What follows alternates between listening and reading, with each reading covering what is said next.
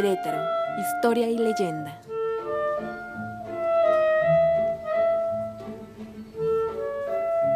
Comenzamos.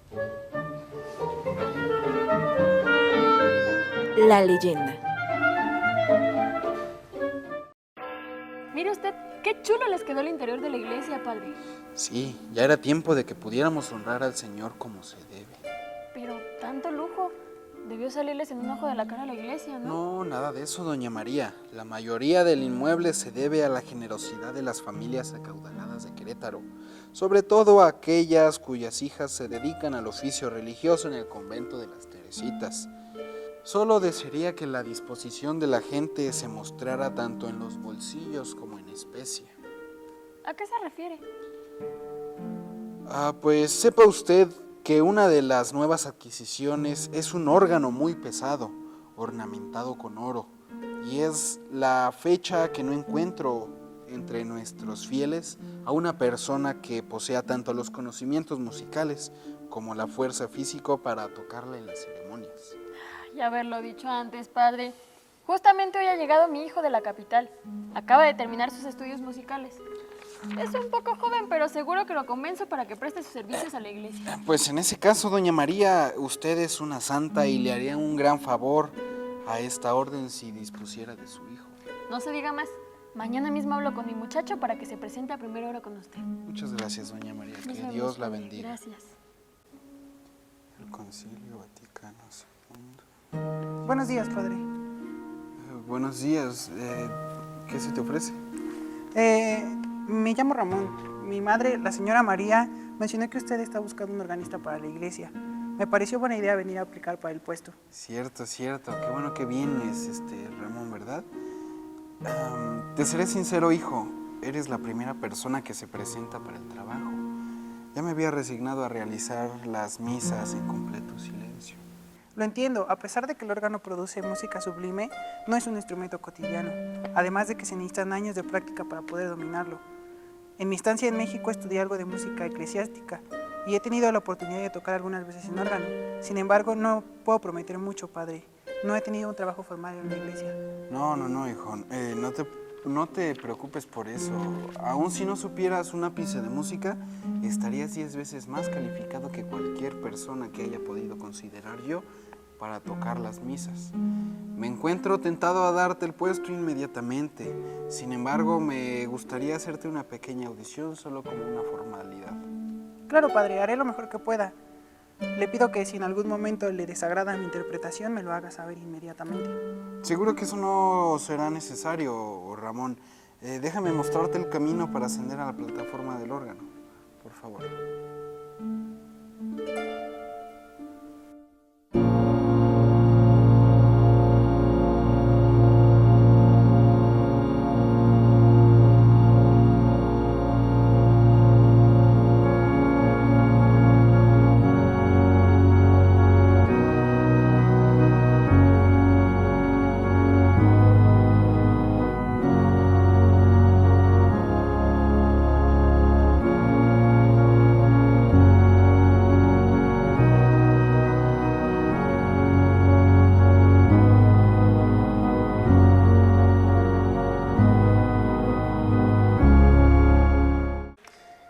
Hijo, muy bien, muchas felicidades, hijo mío. Me sorprende que hayas acertado cada nota aún sin práctica previa. Definitivamente eres un joven muy virtuoso. Y no solo del órgano, sino de la música en general. Tienes mucho conocimiento y mucho futuro. Gracias, padre, me alegra que le haya gustado. Sería un honor para mí poner mi música al servicio de Dios y de esta iglesia. Me conmueve ver tanta entrega en un alma tan joven, Ramón. Sin duda serás una gran bendición para todos nosotros. Si no es mucho inconveniente, me gustaría que empezaras a tocar desde hoy. En breve empezará el servicio de las 7. Y pues, ¿qué dices? Con gusto, padre, no tiene nada más que dar la orden y me pondré a tocar. Pues a su lugar. Padre, ¿puedo hablar un momento con usted? Claro, hija, dígame, ¿qué pasa? Se trata de mi hijo Ramón. Quería preguntarle a usted si todo va bien respecto a su trabajo de organista. Claro, Ramón es un joven sumamente aplicado. Todos los días se presenta temprano para practicar. Varias veces me ha despertado con la música del órgano retumbando en mis oídos. Sin embargo, esto no me molesta. Creo firmemente que esa clase de actitud es digna de elogio.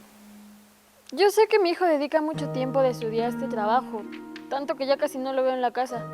No obstante, me preocupa que esté desarrollando actitudes malsanas. ¿En qué sentido podría el oficio de Ramón provocarle perturbación alguna?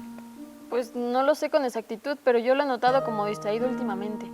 Cuando llega a casa se dirige inmediatamente a su cuarto, sin saludar ni nada. Ha dejado de comer y sus ojeras me dicen que también ha dejado de dormir. He considerado mandarlo al médico para que lo revise, pero quería saber su opinión primero. No se preocupe, doña María. Este tipo de aflicciones son normales entre los jóvenes. Sus almas tienden a confundirse con facilidad y sufrir más de lo que usted y yo consideramos prudente.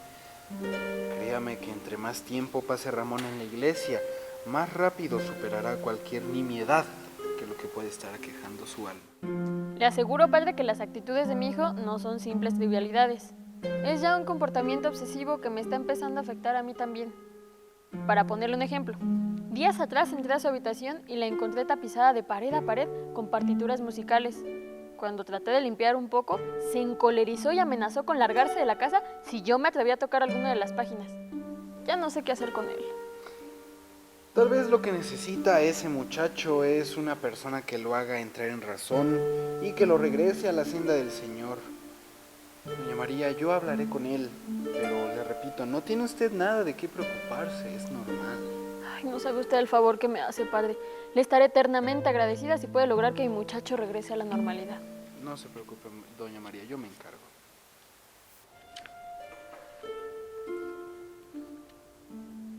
Hijo Ramón, buenas tardes. Quisiera intercambiar unas palabras contigo. ¿Estás disponible? Dígame, padre, ¿para qué soy bueno? Tu madre me comentó que has estado afligido últimamente. ¿Quisieras contarme algo de lo que te pasa? Es verdad, pero me temo, padre, que no puedo hablar de eso, y menos con usted. Pero hijo, si alguien en este mundo que puede comprender por lo que estás pasando, ese soy yo. No tengas miedo a expresar tus sentimientos. Además, todo lo que digas dentro de este recinto sagrado será entre tú y yo. No tendrá que salir nada de mi parte. Ese es el pacto inquebrantable de la confesión, hijo. ¿Y no tomará usted represalias por lo que sea que yo le diga? Claro que no, hijo mío. Solo Dios está en posición de juzgar. Y aparte de eso, yo te conozco, hijo. Y sé que no hay nada en tu alma que pueda ser tan terrible. En ese caso, padre, tengo que confesarle que he visto a la criatura más hermosa del mundo y no puedo sacarla de mi mente. Mi corazón se estremece cada vez que la observo y ella ni siquiera sabe que yo existo. Me propuse remediar esto componiéndole una pieza musical. Todos los días llego temprano para probar arpegios nuevos en el órgano de la iglesia. Sin embargo, me temo que no hay ninguna combinación de notas que sea digna de su belleza. Ay, hijo mío, hijo mío. No entiendo por qué pasas por tanto problema. Solo es cuestión de que te le declares de frente. Estoy seguro de que ella verá inmediatamente que tu corazón guarda las mejores intenciones y te aceptará. No tienes por qué preocuparte, hijo mío. Eso no es posible, padre. No hay otra manera de que yo me acerque a ella. Le he dado interminables vueltas al asunto y no encuentro otra forma más que con mi música. Ay, ustedes las almas tan jóvenes tienden a sacar todo de proporción y se dan fácilmente a la exageración, hijo mío. No existe ningún obstáculo para el verdadero amor. Yo no me precipitaría en hablar, padre, pues es Dios mismo el que se interpone en este amor. Caray, te equivocas, hijo. Dios jamás se interpone en el camino de los enamorados.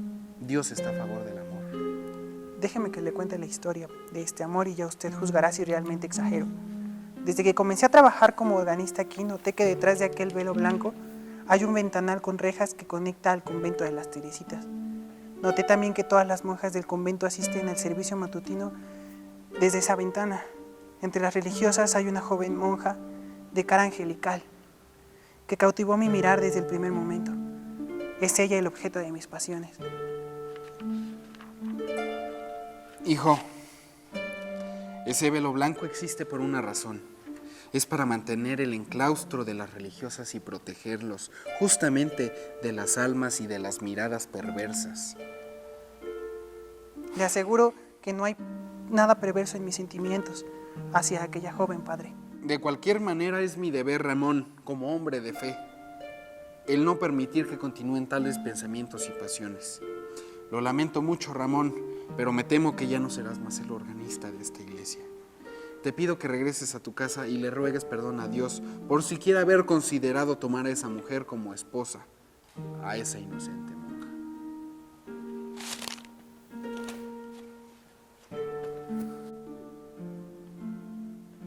Ramón, qué bueno que llegaste.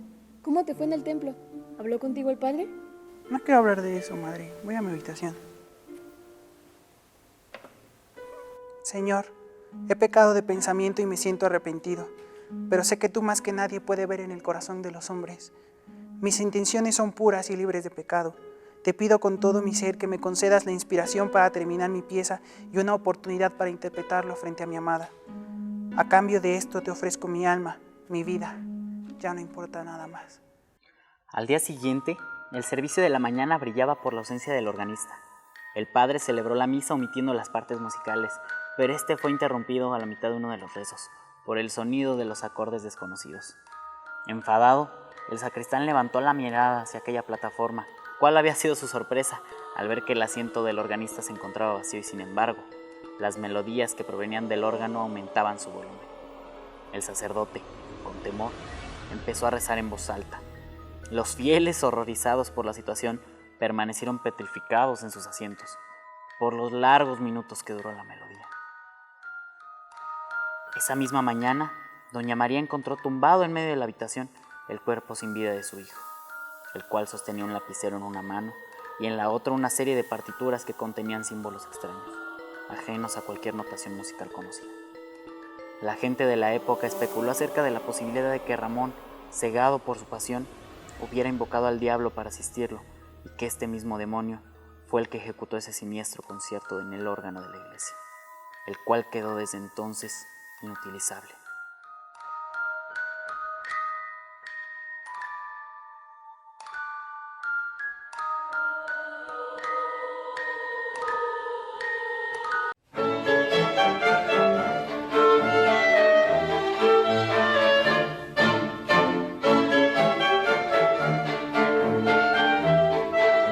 El vecino.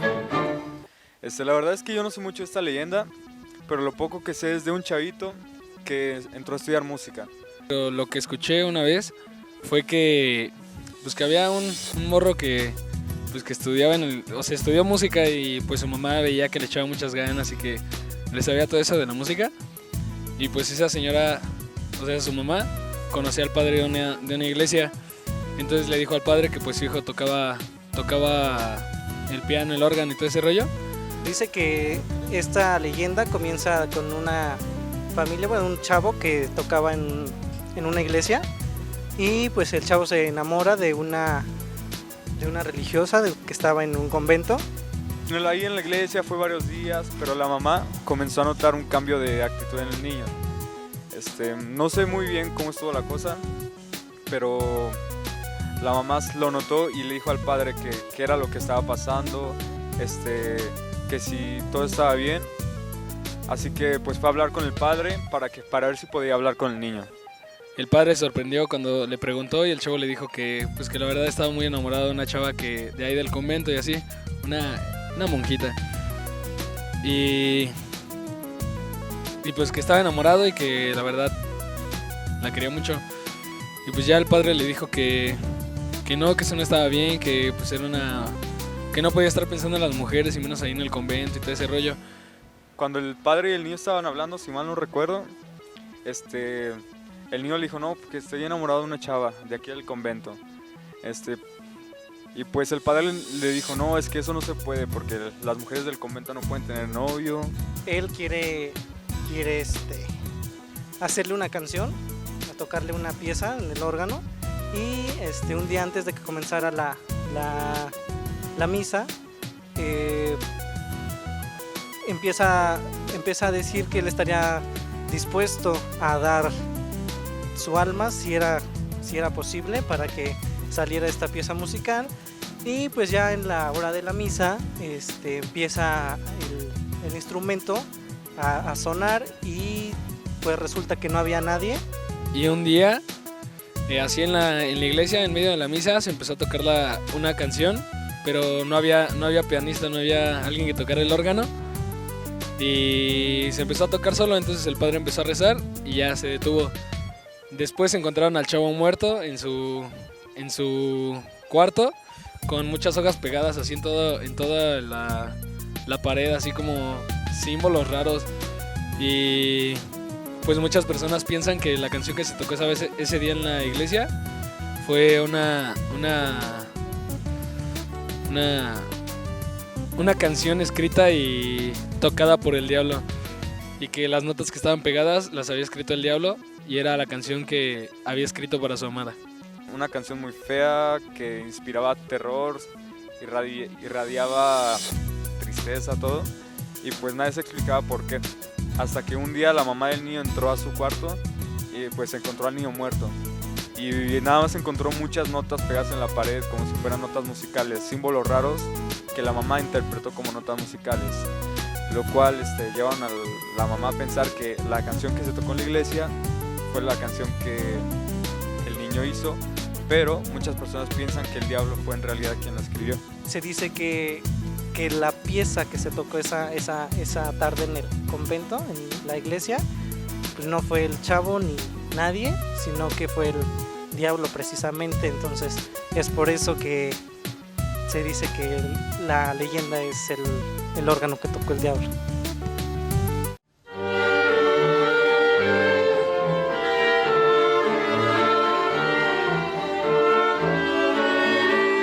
El historiador. Respecto a la leyenda del órgano que tocó el diablo, me parece que trae elementos bastante interesantes que reflejan la idiosincrasia conservadora hasta cierto punto de la sociedad queretana. Y bueno, como se ubica en el convento de Santa Clara, hay que recordar que este es un punto muy importante a lo largo de la historia de Querétaro. Incluso en un momento dado estuvo ahí como monja la hija de uno de los que se considera fundadores de Querétaro, Fernando de Tapia o Conín, y muchos de los bienes de la hija de Conín pasaron en herencia a estas monjas, a este convento de Santa Clara, y al tener un terreno bastante apropiado y bien situado, en un momento dado se pensó en que la catedral de Querétaro estuviera ahí. Finalmente se atravesó la Revolución Mexicana e incluso el metal que ya estaba ahí colocado para erigir la catedral pues se utilizó en el conflicto bélico, y una parte de este también está ubicado en lo que hoy conocemos como el puente de Cuauhtémoc. Respecto a la leyenda, repito, incorpora elementos muy característicos de la sociedad del Bajío, donde existe este conservadurismo, y lo que yo resalto ahí es el pecado, por ejemplo, la idea de este organista que desea a una monja, algo bastante penado a lo largo de la historia por los cánones religiosos, y podríamos preguntarnos por qué, ¿no? Incluso en la Biblia se habla del pecado original, aunque en ningún momento hace alusión al sexo. Esto ya fue agregado a lo largo de los siglos en los que se ha desarrollado la religión católica y a lo largo de los concilios que se han venido realizando. Y, por ejemplo, en la Biblia el relato dice que está Adán y Eva en el paraíso y ellos se atreven a comer del árbol del conocimiento, ¿no? Se atreven a saber más de lo que les está permitido saber. Se habla de una manzana, aunque en realidad en ningún texto bíblico se puede identificar que sea una manzana, pero ya en nuestro imaginario lo pensamos así. Y posteriormente se crea esta idea de que la carne es pecado. Incluso se crea estos votos para las órdenes religiosas alrededor del año 300 después de Cristo.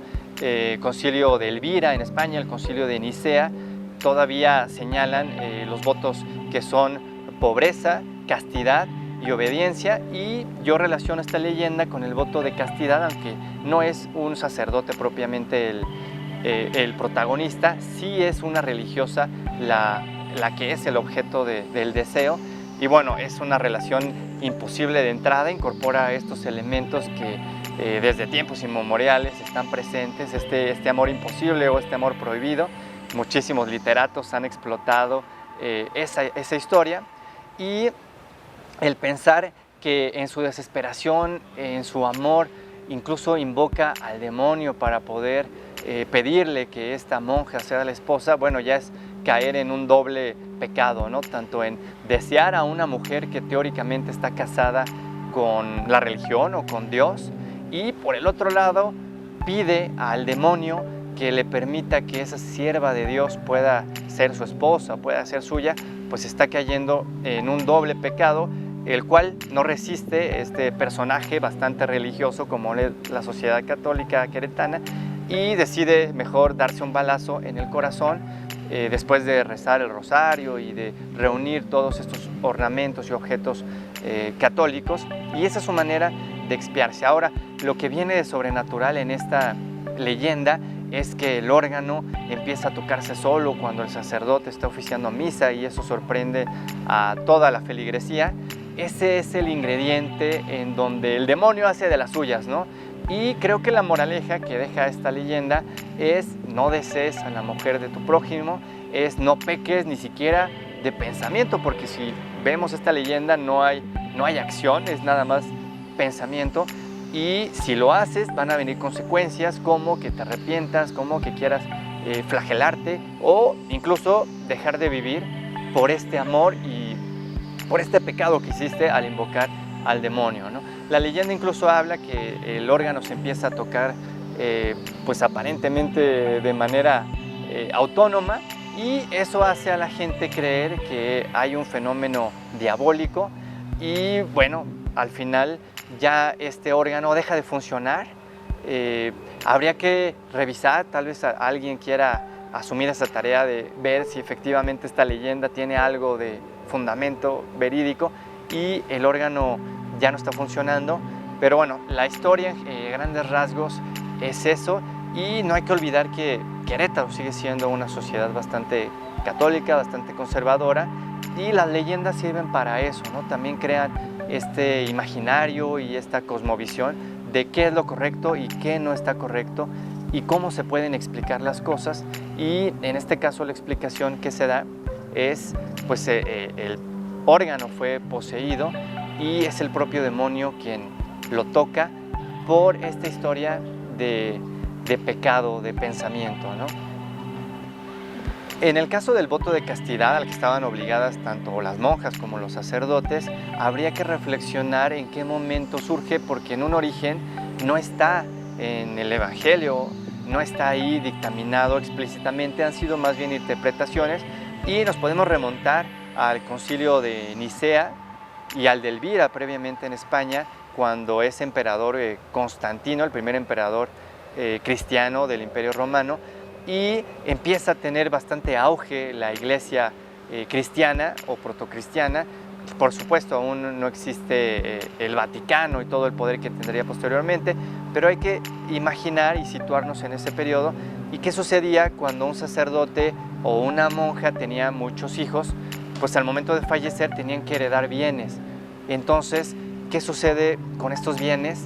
Lo mejor es que haya un voto de castidad, que no tengan hijos, y de esa manera no hay una herencia.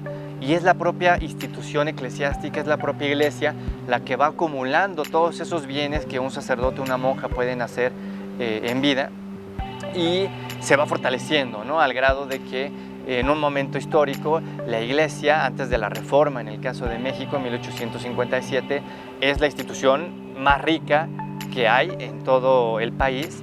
Después vienen estas leyes de la ley Iglesias, que paradójicamente se llamaba así por el apellido del legislador que la propuso, y se le empieza a quitar poder, aunque como sabemos el Vaticano y la Iglesia siguen siendo uno de los instituciones y estados con más poder en la historia.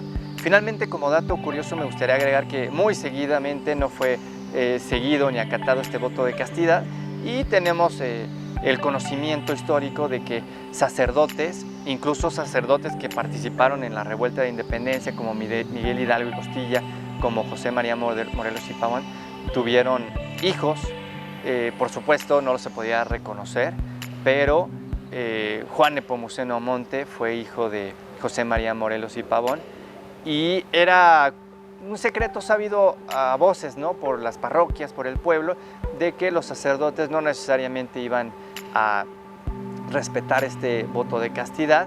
Curiosamente que en el caso de las monjas sí era mucho más penado y mucho más castigado el que una monja tuviera relaciones sexuales con algún hombre, porque bueno, podía sobrevenir un embarazo, y qué sucedería con el producto de esta relación, pues metería en problemas a la iglesia y a muchos más. Es por eso que muchos ahora están de acuerdo en eliminar este voto, y creen que con esta propuesta se eliminarían algunas acusaciones que pesan sobre los sacerdotes católicos en el sentido de abusos sexuales, contra niños especialmente, y que se les permita casarse, como ya sucede, bueno, desde hace unos siglos sucede con los ministros y con los pastores de algunas otras iglesias, como en la iglesia protestante, por ejemplo.